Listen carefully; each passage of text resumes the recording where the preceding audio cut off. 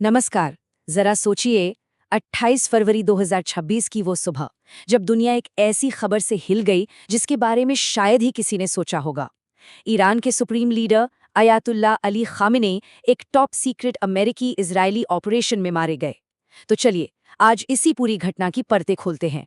ये हुआ कैसे, ईरान के लिए इसके क्या मायने हैं, और हाँ, पूरी दुनिया पर इसका क्या असर पड़ने वाला है। अयातुल्ला अली खामेनेई, वो नाम, वो चेहरा जो पिछले 37 सालों से ईरान की किस्मत लिख रहा था, और अब उनका शासन अचानक एक हिंसक तरीके से खत्म हो गया है। उनके जाने के बाद ईरान और पूरी दुनिया दोनों ही एक अनजाने भविष्य की तरफ देख रहे हैं। सबकी सांसें अटकी हुई हैं कि आगे क्या होगा। तो चलिए एक नज़र डालते हैं कि ये सब कुछ कितनी तेजी से हुआ। 1989 में खामेनेई सुप्रीम लीडर बने और लगभग 4 दशकों तक सत्ता पर काबिज रहे। फिर आई 28 फरवरी 2026 की तारीख, जब तेहरान में उनके घर पर एक हवाई हमला किया गया। अगले ही दिन 1 मार्च को ईरानी मीडिया ने उनकी मौत की खबर कंफर्म कर दी, और बस 2 मार्च आते आते दुनिया भर में टेंशन अपने पीक पर पहुंच चुका था। हमले के फौरन बाद अमेरिका ने इसकी जिम्मेदारी लेने में जरा भी देर नहीं की। पूर्व राष्ट्रपति डोनाल्ड ट्रंप ने ट्रूथ सोशल पर सीधा सीधा लिखा, इतिहास का सबसे दुष्ट इंसान मर चुका है। वो हमारे हाईटेक ट्रैकिंग सिस्टम से बच नहीं सका। बस इस एक बयान ने दुनिया भर में जो हलचल मची थी उसे और भी ज्यादा बढ़ा दिया। लेकिन इस पूरी कहानी का जो सबसे दिलचस्प पहलू है वो ये है कि एक मौत ने दुनिया को कैसे 2 हिस्सों में बांट दिया है। ईरान के अंदर भी और बाहर भी खामेनी की मौत को लेकर जो रिएक्शंस हैं वो जमीन आसमान के फर्क वाले हैं। और ये बंटवारा सड़कों पर साफ साफ दिख रहा है।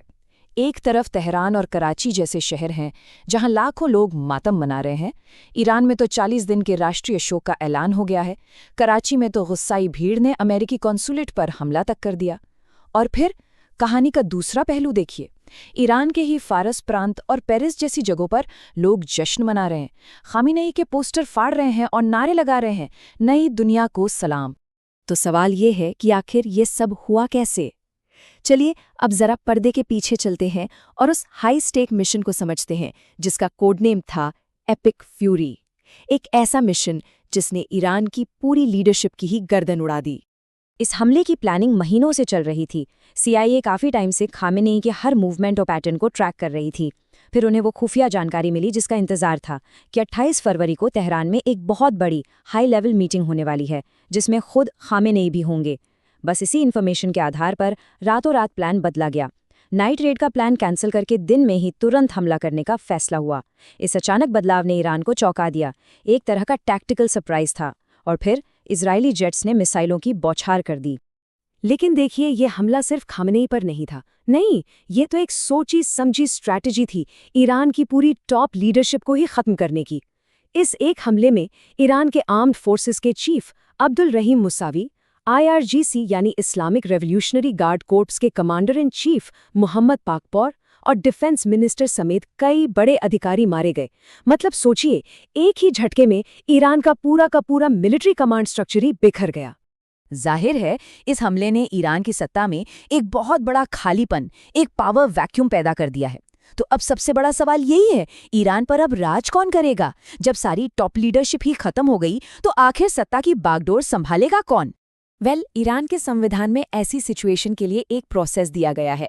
आर्टिकल 111 के तहत एक टेम्पररी लीडरशिप काउंसिल बनाई गई है। इसमें 3 लोग हैं, देश के राष्ट्रपति, जुडिशियरी के चीफ और एक टॉप मौलवी। ये तीनों मिलकर तब तक देश चलाएंगे जब तक एक परमानेंट उत्तराधिकारी चुन नहीं लिया जाता। और ये परमानेंट उत्तराधिकारी कौन होगा, इसका फैसला करती है असेंबली ऑफ एक्सपर्ट्स। ये 88 शिया मौलवियों की एक बहुत ही पावरफुल बॉडी है। लेकिन मजे की बात यह है कि इस असेंबली के मेंबर बनने के लिए भी कट्टरपंथी गार्डियन काउंसिल से हरी झंडी लेनी पड़ती है, जो पूरे प्रोसेस को और भी पेचीदा बना देती है। अब अगर उत्तराधिकारी की रेस की बात करें तो एक नाम सबसे आगे चल रहा है, खामेनेई के 56 साल के बेटे मुज्तबा खामेनेई का। लेकिन यहीं पर एक बहुत बड़ा वैचारिक सवाल खड़ा हो जाता है।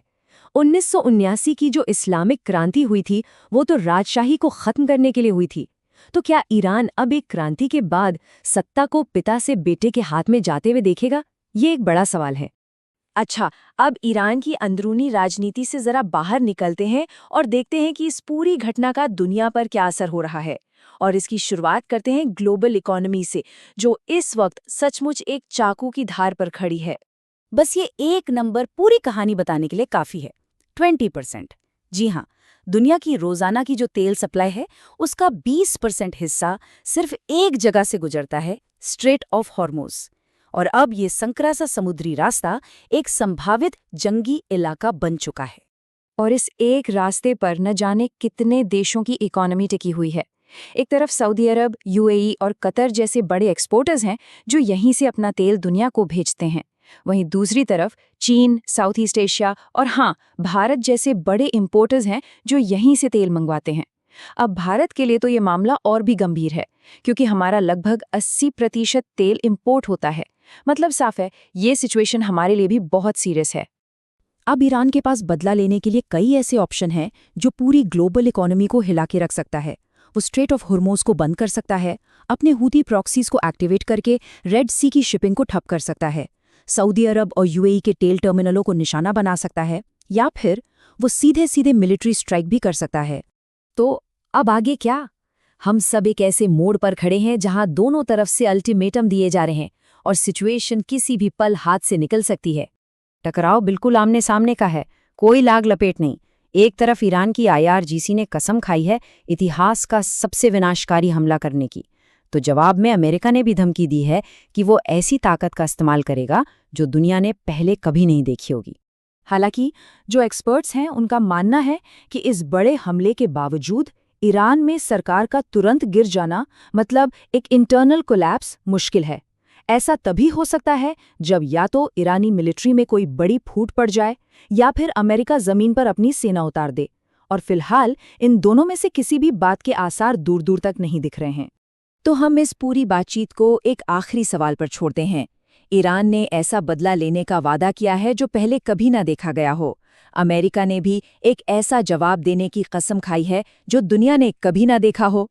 तो क्या होता है जब दो देश दोनों ही एक ऐतिहासिक और एक निर्णायक चोट करने पर अड़े हों? इसका जवाब ही इस पूरे रीजन का और शायद पूरी दुनिया का भविष्य तय करेगा।